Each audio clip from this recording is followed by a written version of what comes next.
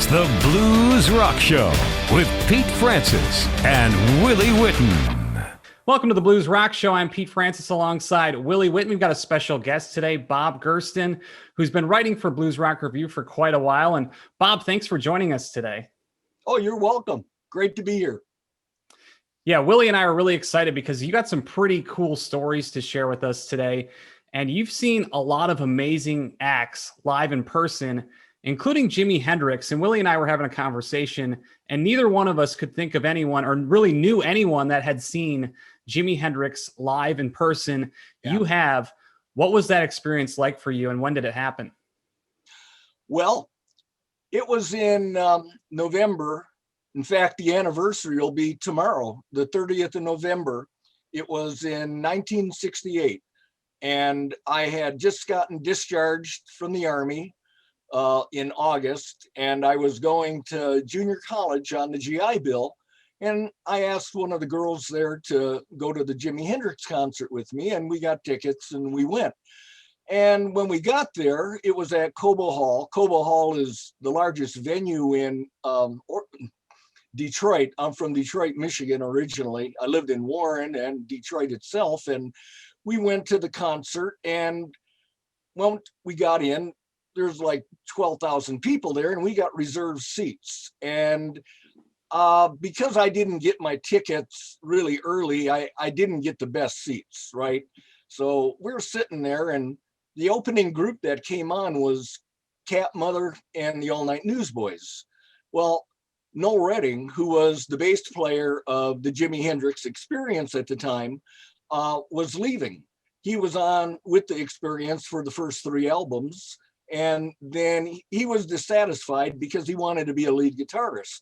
So he formed his group, and they opened up for the concert. And after they were done, the girl I was with said, you know, these are not good seats. Why don't we get better seats? And I said, well, we can't do that because it's a reserved concert. But she insisted, so I followed behind her, and she found these seats that were really great, and we sat in them, and then the lights flashed and people started coming back to their seats. And I hear a voice going, sir, you're sitting in our seats. And I turned to my left, and it's my cousin Ricky, who I hadn't seen since before I went in the Army. And I go, oh, hi, Ricky. And I introduced him to my girlfriend, and then we got up and went to our seats. And then the concert started. And when the concert started, it's like they were having all kind of technical difficulties. And I don't know if they had a sound check prior or what, but they were doing a sound check. And there was like, for probably the first 5 minutes or so, it's like all noise, and, you know, it's like practicing the drumming and everything. And Hendrix is talking at the same time, and talking in the microphone and telling everybody, yeah, don't worry, yeah, just cool it, just relax, because we're going to be jamming all night anyway. And you know, finally they get around to playing, and they started out with Fire, and they just burst into Fire and starts, you know, playing it, and they just went through nine songs. I mean, the whole set wasn't a lot of songs, but they jammed on every song. Now, they didn't jam a super long time. They, you know, probably the entire concert couldn't have lasted more than probably an hour and 10 minutes or something. But it's like, it was totally satisfying. It was one of the most satisfying concerts, you know, as far as guitar playing. He is so amazing. I just wish I had a better seat. That was my only disappointment. Besides Fire, so they opened with Fire. Did you have a favorite track from the set? Is there any one that stands out? Well, besides all of them. Well, when I went in there, I wanted to hear one song, because I just bought Electric Ladyland, and I'd been listening to Voodoo Child's Slight Return over and over and over again. So I wanted to hear him play that, and he played it. He played it in the middle of the set, and he jammed on it, you know, longer than even the song on the album. But you know, after that, he did Foxy Lady and Purple Haze and everything I expected him to do. And then he did even a song, Castles in the Sand, which would be, that was off the second album, which wasn't that popular. And I don't know why, but the second album didn't get a lot of publicity, or as much as the first and the third. All right. So Hendrix, high energy, which I guess you'd expect. Would you agree, Bob? Would you say it was pretty high energy? High energy is an understatement. It's like Hendrix was just a bundle of energy. It was just amazing that anybody could have that much and play as good as he played. That was what was so amazing. He made it look so easy. I mean, a lot of great guitar players make it look easy, but when he made it look easy, the sounds that were coming out were just so amazing. How do you do that? Like just moving your finger like that, And Bob, you've been to tons and tons of concerts. Where would you rate that experience getting to see Hendrix with all the concerts that you've been to? Well, because I didn't have the best seats, I couldn't rate it up as high as some of the others. But as far as performance wise, to me, it was up there in probably the top 20 concerts that I've seen in my life. That's awesome. So how does that?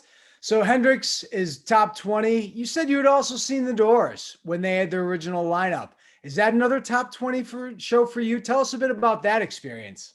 Actually, that show was one I put at number one. Really? It was my all-time favorite show. It always was my all-time favorite show. And the reason why is it was so amazing.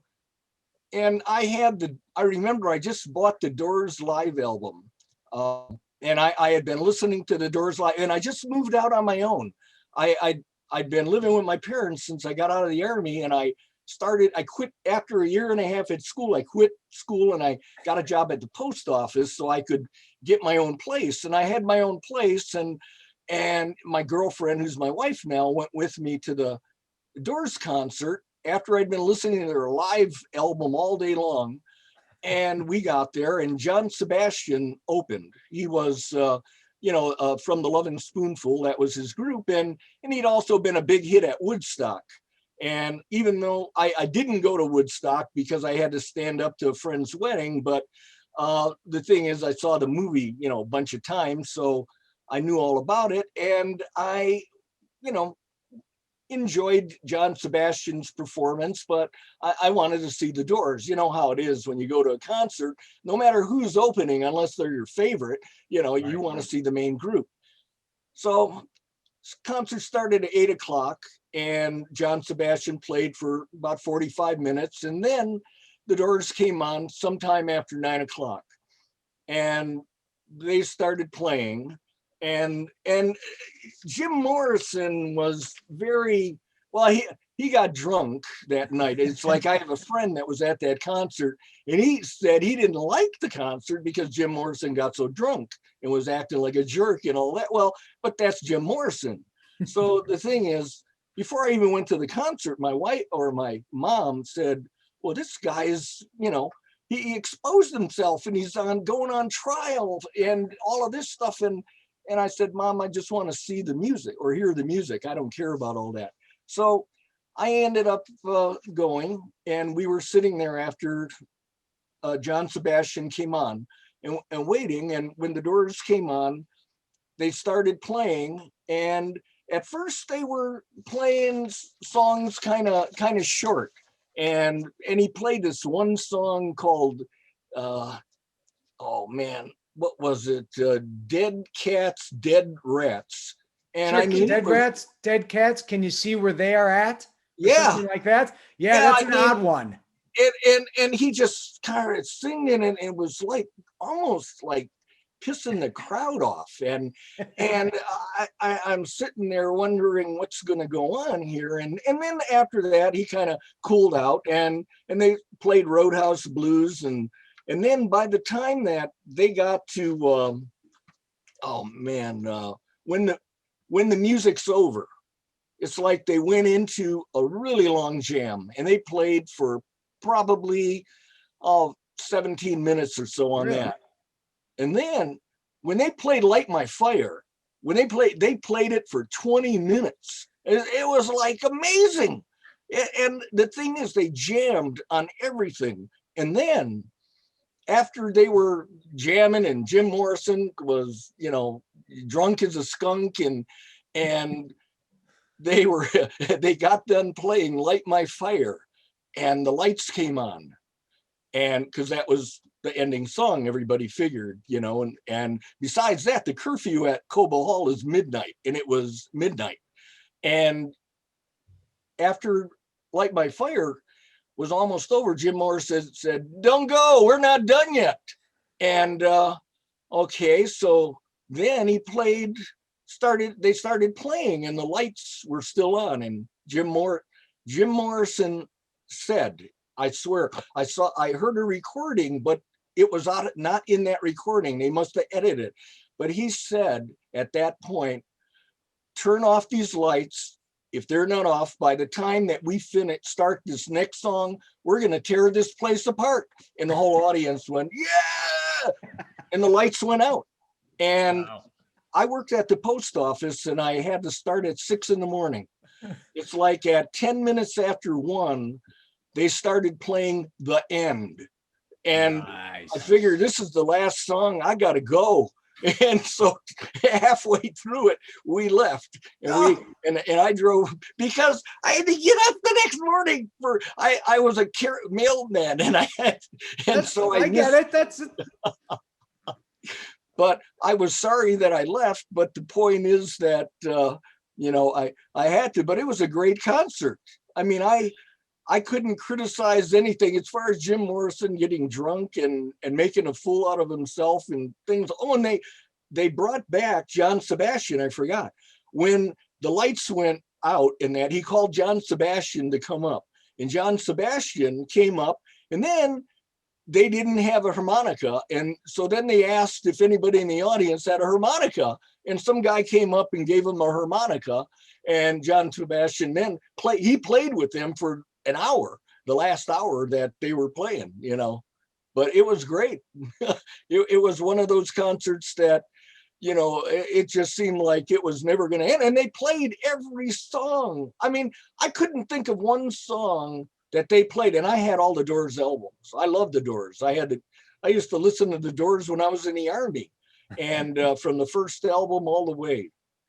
So Doors, once again, assuming they're going to be pretty lively, what with Jim Morrison being their headliner, as zany as he is, and drunk, apparently, according to you, which I believe, Bob.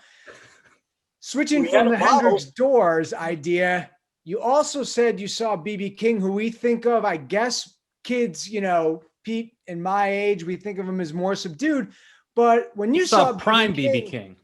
Yeah, you saw him at a different time than when we think about seeing B.B. King. Tell us about when you saw B.B. King, because it wasn't like it was in the 90s.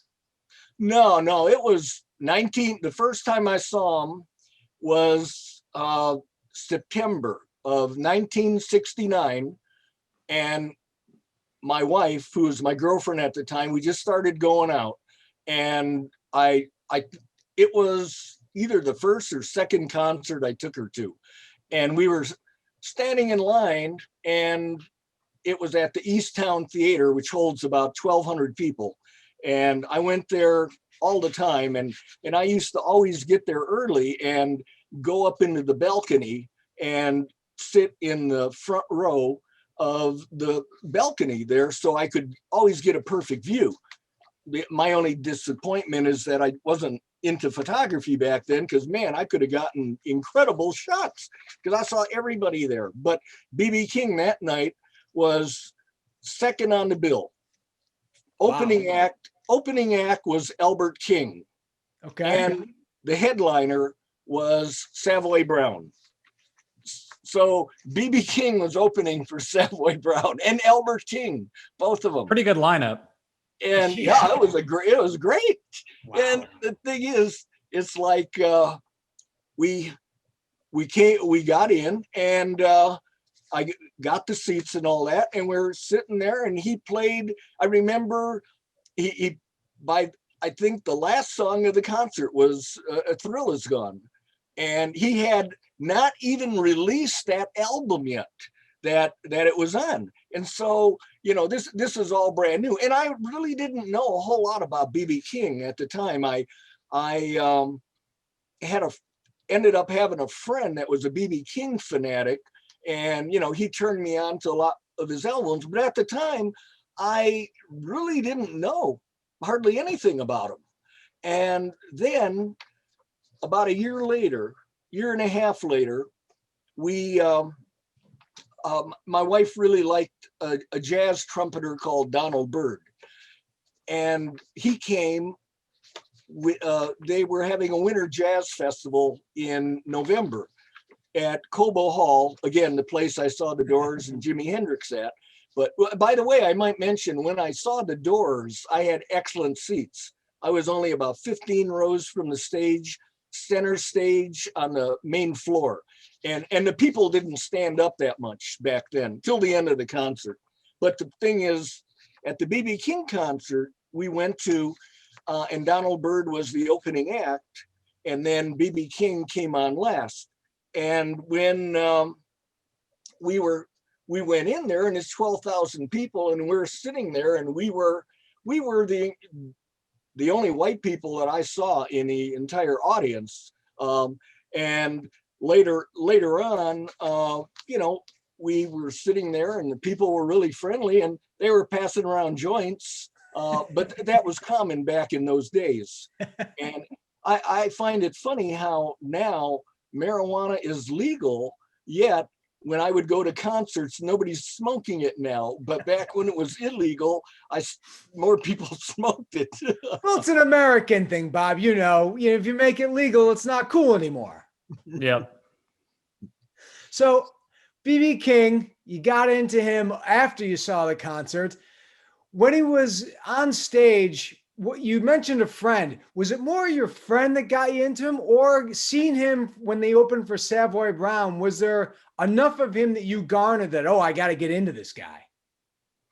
No, when I saw him with Savoy Brown, I mean, again, I had never seen him before. And so I wasn't as aware of the blues as I became, because blues was just starting to really become popular. It had become popular to an elite group of people back in the early 60s, but now it was going out to the masses. So you had all of these people, like I'd go to concerts all the time where John Lee Hooker would be opening, or Muddy Waters would be opening, and you didn't even give it a second thought anymore. It's like you would see these people so much that pretty soon, you know, it almost got to be normal. I know that sounds weird by today's standards, but yeah, I'd say, Bob, those three stories are pretty incredible. I'm going to put you on the spot, Pete. Pete, do you have any three concert stories that can compete with those? No. I'll just say that right now. No, You know, I have not ever gotten to see, obviously, those acts. And yeah, I think that's awesome. And Bob, we definitely really appreciate you coming on the show today and sharing your experiences, because that is really neat and really cool stuff. And like we said earlier, Willie and I don't know anyone who's seen Hendrix live. Nope. And for you to kind of share your insight about that and share your insight about the Doors and seeing B.B. King back in the day, it's really cool. So we really appreciate it. Thanks. Thank you, Bob. You're welcome. It was great to be here. All right, that's going to wrap up this edition of the Blues Rock Show. Make sure to hit that subscribe button and the notification bell to get all the latest updates. But for now, we'll see you next time.